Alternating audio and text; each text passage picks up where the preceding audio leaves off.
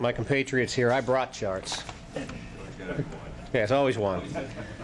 There's only 11 of them, so it's about 3 each, and we'll move through them quickly because it's to give some thoughts, some examples, some things to think about as we go forward. Let me see if I can master technology. First 3, some things to think about. We are where we are. We crossed the line of departure a few years ago. We're engaged in a conflict. Did we have this dialogue? Didn't we have this dialogue? Did we think we'd still be there today? As we approach QDR, another way of looking at this is, hey, leadership, you know, what do you want us to be able to do in the future? And stop and think about that and have that discussion before we move out across that line of departure. Venerable General Stilwell, he didn't mince much words. When we get into war and conflict, it will ultimately end up in the mud and will mean a presence and a commitment of our nation's youth and our military.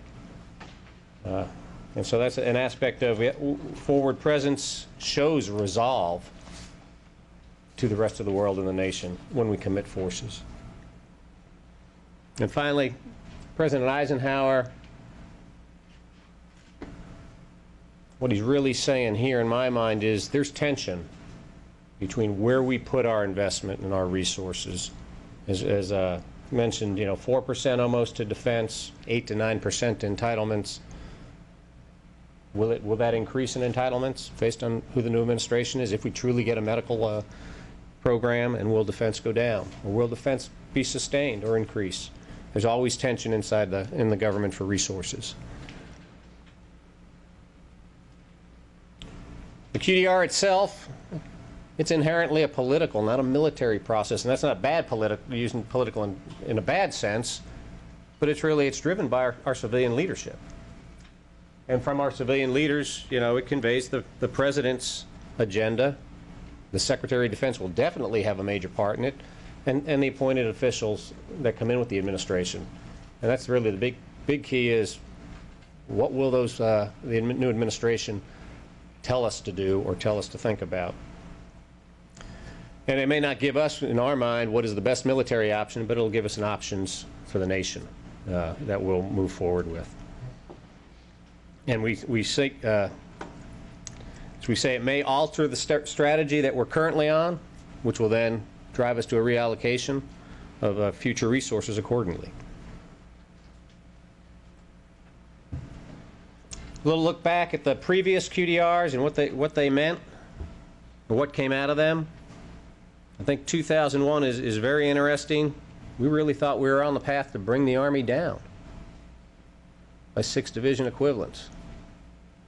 Now, if 9/11 had happened in 2002, we'd be in a whole different dynamic and ball game right now if that had become reality.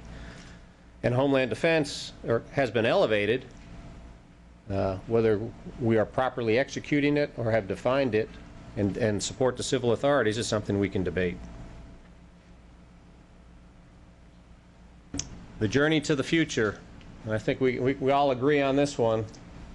We're going to have a vision, we think, and we're going to move out on it, but whether we get there or what influences us along the way, no one can predict.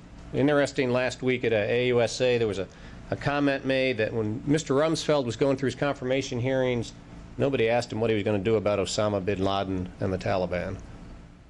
And when Mr. Cheney went through his confirmation hearings, nobody asked him what he was going to do about Saddam Hussein and Iraq. And when Mr. McNamara went through his hearings, nobody asked him what are you doing about Ho Chi Minh and Vietnam.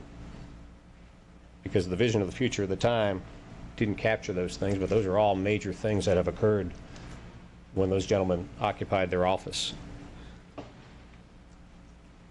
What's changed since the 05? And it's just a laundry list of things. Definitely, as we look at Hezbollah and the Israeli war, are they a non-state actor or are they really a state actor? Interesting how they operate and function. Was it irregular, unconventional, or was it kind of conventional? They were fairly organized. You look at some of the things they used, it was definitely not a